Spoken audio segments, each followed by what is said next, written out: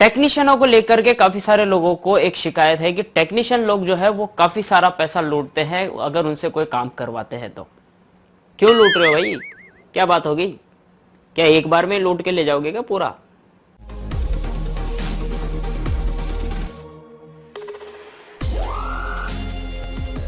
TNT Hindi take.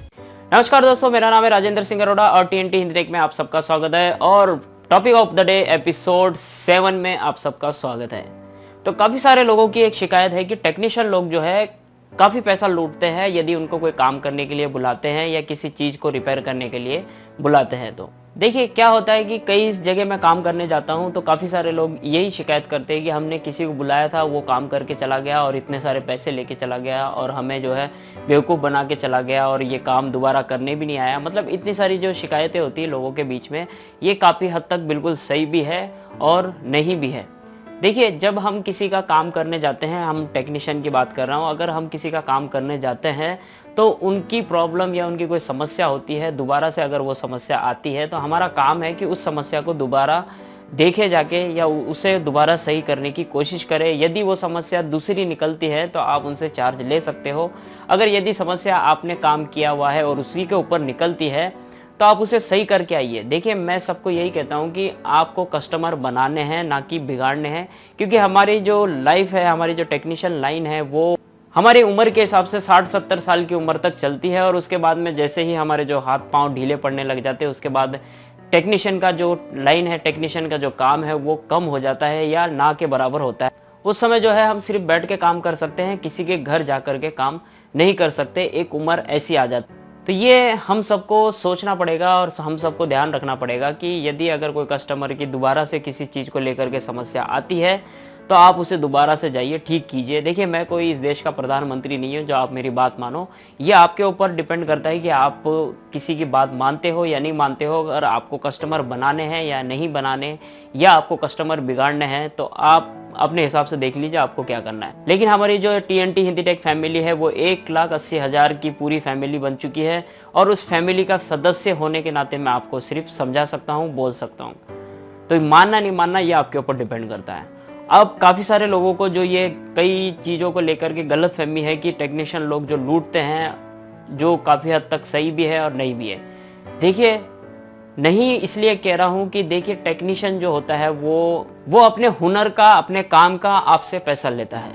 अभी मैं ही हूं, अगर कोई मुझे कोई काम बताता है, अगर वो काम अगर 1 घंटे में हो जाता है, अगर मैं उस काम के अगर 400 या 500 रुपये बताता हूं, तो वो मेरे लिए मेरे हुनर और मेरे हाथों की कला है, क्योंकि वो मैंने चुटकियों में ठीक कर दिया। कई बार ऐसे ऐसे काम करने पड़ते हैं जहाँ पे कई टेक्नीशियन आके चले गए और वो काम मैंने मिनटों में कर दिया, तो लोग खुश हो जाते हैं। लेकिन वहाँ पे जो मैं रेट बोलता हूँ वो दे देते हैं, क्योंकि उनको लगता है कि हाँ, ये सही टेक्नीशियन है। और ऐसा ही हम जितने भी टेक्नीशियन हैं उनके साथ भी होता होगा या हुआ भी है।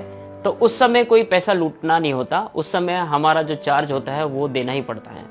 यदि आप किसी टेक्नीशियन को 100 रुपए की चीज़ के 500 रुपए दे भी रहे हो तो वो उसके लिए बहुत ज़रूरी है। क्या होता है कि अगर कोई चीज़ आपकी ख़राब है, अगर वो 100 रुपए का सामान ला के अगर आपको 500 रुपए में लगा के दे रहा है, तो वहाँ पर आपको ये नहीं सोचना है कि इसने 400 रुपये लूट लिए, क्योंकि आपका जो अप्लायंसेस ख़राब हुआ है, जो आपकी चीज़ ख़राब हुई है, उसे वो सीखने के लिए पीछे 5 से 10 साल लगे उसे सीखने के लिए।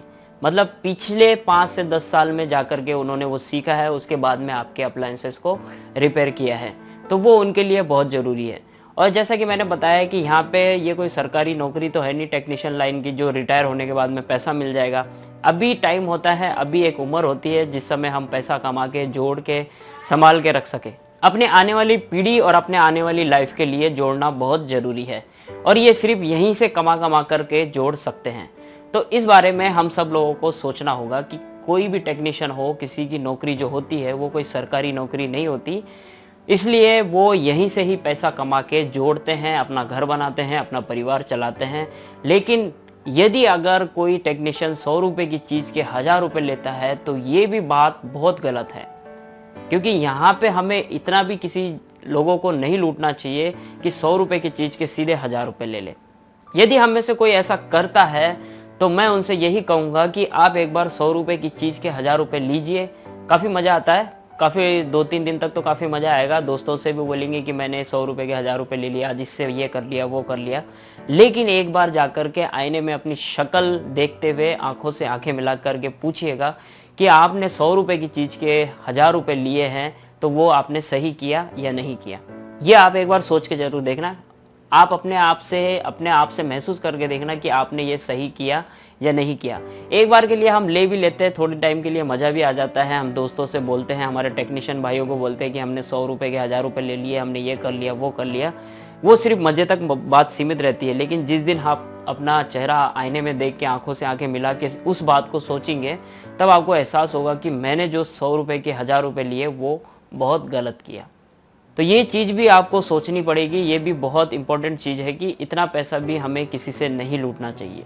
और जो लोग कहते हैं कि टेक्नीशियन लोग लूटते हैं, तो आपको ध्यान रखना चाहिए कि वो चीज़ कितने की आ रही है और वो कितने रुपए मांग रहा है। देखिए, अगर 100 रुपये की चीज़ के अगर कोई 400 या 500 रुपये मांग रहा है, अगर उसमें 2 से 3 घंटे मेहनत उसकी लगी है, उन्हें टाइम लगा है और वो अपनी गारंटी के हिसाब से काम कर रहे हैं, तो वहाँ पे बनते हैं उतने पैसे।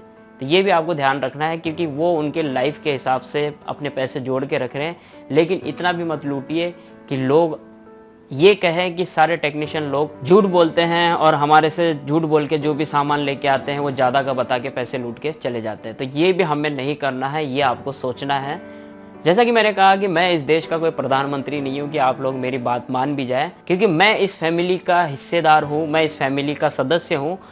तो मेरा काम है समझाना, मेरा ही नहीं, हम में से कोई भी किसी को भी समझा सकता है। अगर उसे समझ में आता है तो ठीक है, अगर वो माने तो ठीक है, ना माने तो भी ठीक है, क्योंकि वो उसकी अपनी सोच है, वो उसे माने या ना माने। मेरे जैसे लोग सिर्फ आपको समझा सकते हैं, आपको बता सकते हैं, आपको कह सकते हैं कि ऐसा मत करिए, ये गलत है, इन चीज़ों से बच के रहिए, क्योंकि आपको पता ही है सजन रे झूठ मत बोलो, खुदा के पास जाना है। तो आई होप मेरी इन बातों से काफ़ी लोग जो है सहमत है। अगर जो नहीं है तो कोई बात नहीं, और जो सहमत है तो प्लीज़ नीचे कमेंट करके बताइए, और जो नहीं है उन्हें क्या लगता है मैंने जो कहा वो सही है या नहीं है, प्लीज़ नीचे कमेंट करके बताइए। या मुझे फेसबुक पे मैसेज कर सकते हैं, या आप मेरे पास व्हाट्सएप पे भी मैसेज कर सकते हैं, जिनके पास में व्हाट्सएप नंबर है। तो आई होप फ्रेंड ये वीडियो आपके लिए काफ़ी हेल्पफुल रहा, तो प्लीज़ लाइक जरूर कीजिएगा और इस वीडियो को अपने दोस्तों के साथ में जरूर शेयर कीजिए, ताकि वो भी हमारी इस फैमिली का हिस्सा बन सके और यहाँ से कुछ सीख सके। देखिए, सीखना जरूरी नहीं है, नॉलेज रखना भी आज के टाइम पे बहुत जरूरी है।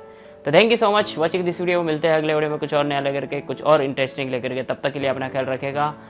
जय हिंद।